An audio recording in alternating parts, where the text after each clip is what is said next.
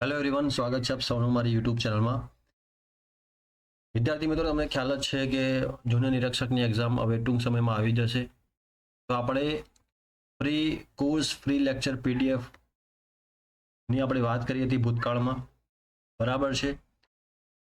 તો આજે આપણે ફિઝિક્સના કેટલાક ઇમ્પોર્ટન્ટ ફોર્મ્યુલા છે એની વાત કરવાના છીએ આપણે.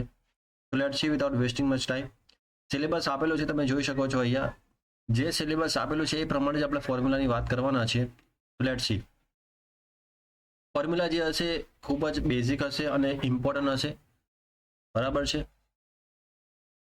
તો તમને ખ્યાલ જ હશે, જનરલ પ્રોપર્ટીઝ ઓફ મેટરની આપણે વાત કરીએ. જનરલ પ્રોપર્ટીઝ ઓફ મેટર ની વાત કરીએ. આનો ગુજરાતી અર્થ શું થાય કે પદાર્થના સામાન્ય ગુણધર્મો. પદાર્થના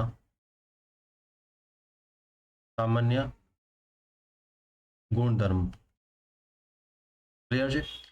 હવે આપણે વાત કરીશું ફોર્મ્યુલાની. તો ફોર્મ્યુલામાં સૌથી પહેલા જે ફોર્મ્યુલા જે છે તમને ખ્યાલ જ હશે, પ્રતિબળ. આ પ્રતિબળનો અર્થ શું થાય, જેને શું કહીશું આપણે? સ્ટ્રેસ કહીશું. શું કહીશું? સ્ટ્રેસ. પ્રતિબળ એટલે શું થશે? સ્ટ્રેસ. તો આનું સૂત્ર શું થાય? તો sigma is equal to force ભાગ્યા આડછેદનું ક્ષેત્રફળ. બરાબર. ગુજરાતીમાં આપણે લખીશું બળ ભાગ્યા ક્ષેત્રફળ. પરીક્ષામાં પ્રશ્ન કેવો પૂછાય? પરીક્ષામાં પ્રશ્ન પૂછાય કે what is the SI unit of stress? What is the SI unit of stress? તો સ્ટ્રેસનો યુનિટ શું થાય?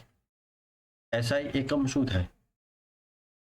તો ખાસ યાદ રાખજો, એસઆઈ એકમ શું થશે? ન્યૂટન પર મીટર સ્ક્વેર. તમને ખ્યાલ જ છે કે ફોર્સનો એકમ યુનિટ શું થાય? ન્યૂટન. અને ક્ષેત્રફળ એટલે કે મીટરનો સ્ક્વેર થશે. પરીક્ષામાં એમ પણ પૂછાય, આ ઓપ્શન ન આપેલો હોય પરંતુ બીજો એક ઓપ્શન આપેલો હોય, બરાબર છે. બીજો ઓપ્શન આપેલો હોય પાસ્કલ. તો પાસ્કલ પણ સાચું જ છે. ક્લિયર છે? પાસ્કલ એ પણ સાચું જ છે. નેક્સ્ટ વાત કરીએ આપણે volume of stress. Volume of stress ગુજરાતીમાં આપણે લખીએ કદ પ્રતિબળ. તો આનો એકમ શું થાય? તો આનો એકમ પણ તમે યાદ રાખજો, શું થશે? દબાણ થશે. ક્લિયર છે. નેક્સ્ટ વાત કરીએ, પરીક્ષામાં પૂછાય કે આકાર પ્રતિબળ.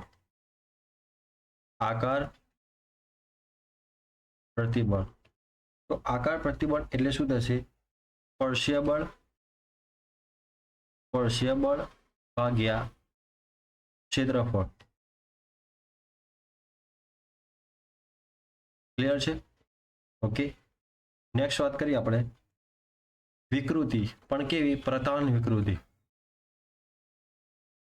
વિદ્યાર્થીઓ પૂછા છે, ઇમ્પોર્ટન્ટ છે, આ ખાસ તમારે યાદ રાખવાનું છે, બરાબર. ઇંગ્લિશમાં શું કહીશું આપણે?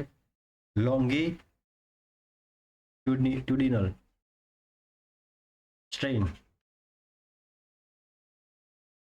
તો શું થશે આમાં?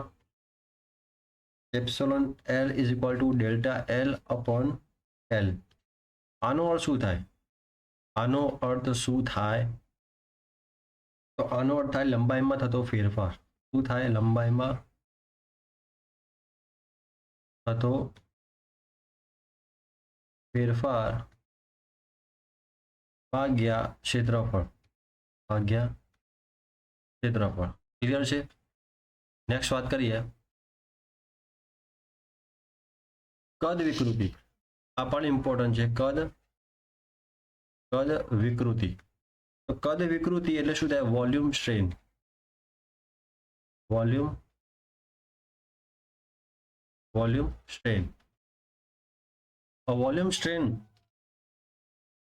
વોલ્યુમ સ્ટ્રેન એટલે શું થશે? Epsilon v delta v upon v. Delta v નો અર્થ શું થાય? તો થાય કદમાં થતો ફેરફાર ભાગ્યા મૂળ કદ. ડેલ્ટા વી નો અર્થ શું લખીશું આપણે? કદમાં ફેરફાર મતલબ v2 upon v1, v2 minus v1 લખી શકીએ આપણે. ક્લિયર છે? ત્યાર પછી વાત કરીએ આપણે આકાર વિકૃતિ.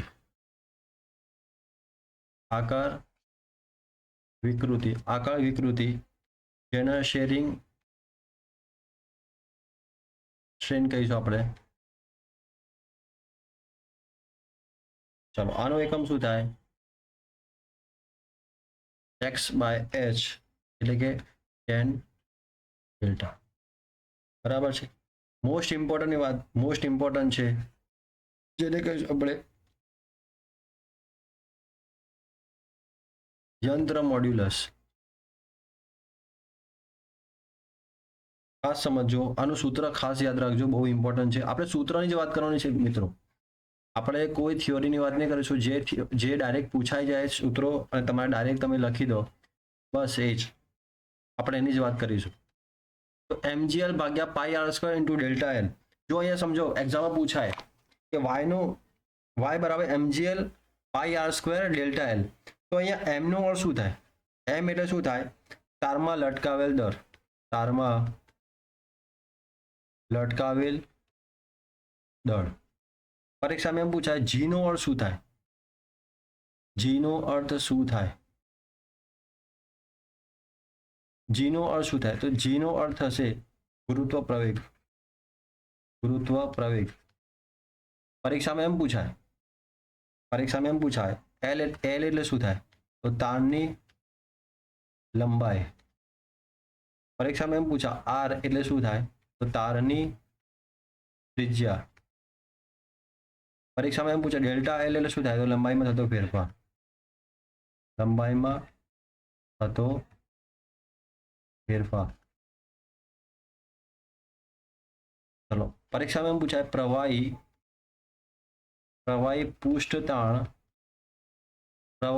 પૃષ્ઠતાણ નું સૂત્ર શું થાય? તો t બરાબર r into h into d into g ભાગ્યા 2 cos થીટા.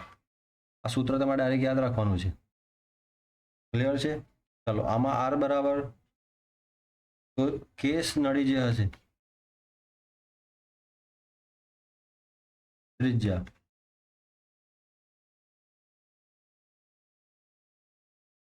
કેસ નળીની પ્રવાહીની ઊંચાઈ.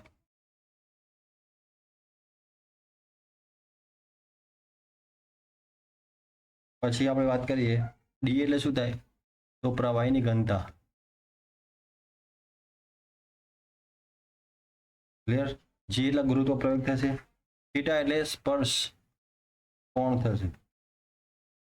અને એસઆઈ એકમ મોસ્ટ ઇમ્પોર્ટન્ટ. એકમ શું થશે? એકમ તમે યાદ રાખજો, એકમ થશે ન્યૂટન પર મીટર. ચલો નેક્સ્ટ વાત કરીએ વેગ પ્રચલન. વેગ પ્રચલન એટલે શું થાય? v2 minus v1 upon D. v1 પ્રવાહીના પ્રથમ સ્તરનો વેગ.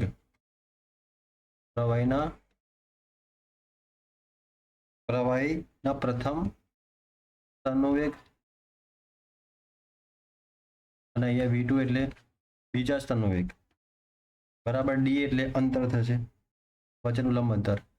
અને એકમ થશે સેકન્ડ ઇનવર્સ. બરાબર. આ એકમ છે. આઈ હોપ તમને ક્લિયર થઈ ગયું હશે. ઓકે, તો નેક્સ્ટ લેક્ચરમાં આપણે બીજા ઇમ્પોર્ટન્ટ એકમો જોવાના છે જે એક્ઝામ પોઈન્ટ ઓફ ખૂબ જ ઇમ્પોર્ટન્ટ હશે. તો મળી નેક્સ્ટ લેક્ચરમાં. Thank you for watching this video. જો તમે વિડીયો સારો લાગે તો વિડીયોને જરૂરથી સબસ્ક્રાઇબ કરજો. Okay, thank you.